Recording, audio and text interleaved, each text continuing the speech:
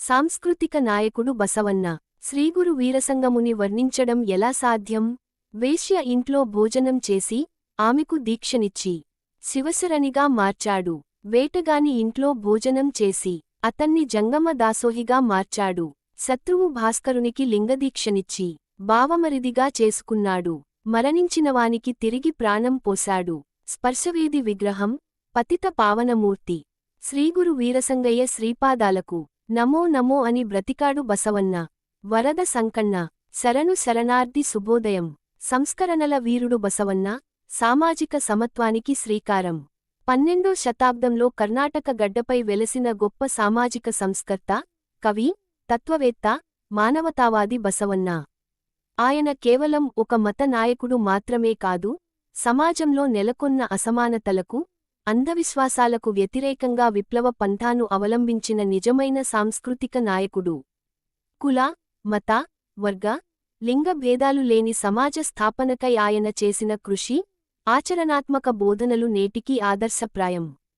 వరద సంకన్న గారి పద్యం బసవన్నలోని ఆ పతిత పావన మూర్తిత్వాన్ని, స్పర్శవేది గుణాన్ని అత్యద్భుతంగా ఆవిష్కరించింది.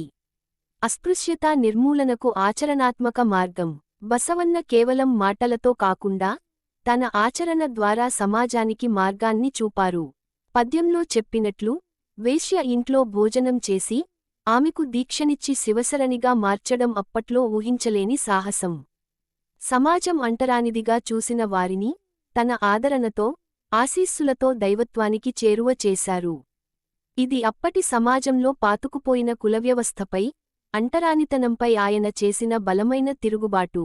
ఒక వేశ్యను శివశరణిగా మార్చడం ద్వారా దైవభక్తికి, మోక్షానికి స్త్రీ, పురుష, వృత్తి భేదం లేదని ఆయన నిరూపించారు. కాయకమే కైలాసం, శ్రమ గొప్పదనం. అదేవిధంగా వేటగాని ఇంట్లో భోజనం చేసి అతన్ని జంగమ దాసోహిగా మార్చడం బసవన్న విశాల దృక్పథానికి నిదర్శనం. వేటగాడు ఆనాటి సమాజంలో నిమ్నజాతిగా చూడబడ్డాడు. అలాంటి వ్యక్తిని తన శిష్యునిగా స్వీకరించడం, అతనితో కలిసి భోజనం చేయడం ద్వారా శ్రమను బట్టి, వృత్తిని బట్టి మనుషులను అంచనా వేయరాదని, అందరూ సమానమేనని బసవన్న చాటి చెప్పారు. ప్రతి వృత్తికీ గౌరవం ఉందని, కాయకమే కైలాసం అనే తన సిద్ధాంతాన్ని ఆచరణలో చూపారు. శత్రువు సైతం బంధువే, ప్రేమ, క్షమాగుణం. పద్యంలోని శత్రువు భాస్కరునికి లింగదీక్షనిచ్చి బావమరిదిగా చేసుకున్నాడు అన్న వాక్యం బసవన్నలోని అద్భుతమైన మానవతా విలువలకు అద్దం పడుతుంది. తనను ద్వేషించిన వారిని, తనపై శత్రుత్వం వహించిన వారిని కూడా ప్రేమతో ఆదరించడం, వారికి ఆధ్యాత్మిక మార్గాన్ని బోధించి తన కుటుంబంలో ఒకరిగా చేసుకోవడం ఆయనలోని క్షమాగుణం, కరుణా హృదయం ఎంత గొప్పవో తెలియజేస్తుంది. ఇది కేవలం మత గురువుగా కాకుండా ఒక గొప్ప మానవ సంబంధాల వారధిగా ఆయనను నిలబెట్టింది. మరణంపై విజయం, దైవశక్తికి నిదర్శనం. మరణించినవానికి తిరిగి ప్రాణం పోశాడు అన్న ప్రస్తావన బసవన్నలో ఉన్న అలౌకిక శక్తులకు, ఆయన భక్తి పారవస్యానికి ప్రతీక. ఇది ఆయన దైవంతో ఎంతగా అనుసంధానమై ఉన్నారో, ఆయనకు ఆ దైవశక్తి ఎంత బలంగా తోడుగా నిలిచిందో తెలియజేస్తుంది. ఈ సంఘటనలు బసవన్నను కేవలం సామాజిక సంస్కర్తగానే కాకుండా ఒక దైవాంశ సంభూతునిగా ప్రజలు భావించడానికి కారణమయ్యాయి. స్పర్శవేది, పతిత పావనమూర్తి. బసవన్నను స్పర్శవేది విగ్రహం అని వర్ణించడం ఎంతో సముచితం. స్పర్శవేది ఇనుమును బంగారంగా మార్చినట్లు, బసవన్న తన స్పర్శతో, తన బోధనలతో, తన ఆదరణతో నిమ్నజాతుల ప్రజల జీవితాలను, వారి ఆత్మగౌరవాన్ని ఉన్నత స్థితికి తీసుకువెళ్లారు. అలాగే పతిత పావనమూర్తి అంటే పతితులను, పతనమైన వారిని, సమాజం వెలివేసిన వారిని పవిత్రులుగా మార్చే శక్తి గలవాడు. ఆయన తన జీవితాంతం ఈ లక్షణాన్నే ప్రదర్శించారు. శ్రీగురు వీరసంగయ్య శ్రీపాదాలకు నమస్కారం.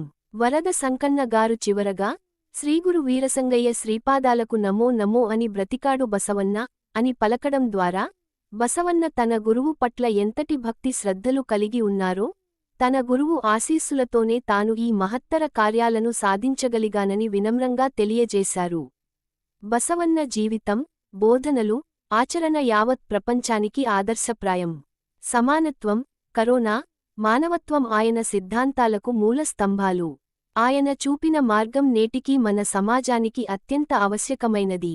బసవన్న బోధనలు, ముఖ్యంగా కాయకమే కైలాసం, పనే పూజ మరియు దోచుకోవడం, చంపడం, అబద్ధం చెప్పడం చేయొద్దు వంటి సూత్రాలు నేటికీ ప్రాసంగికంగా ఉన్నాయి. సమస్త వీరశైవులకు శరణర్థి శుభోదయం. మీ పుటాని సురేష్, వీరశైవ నంద్యాల.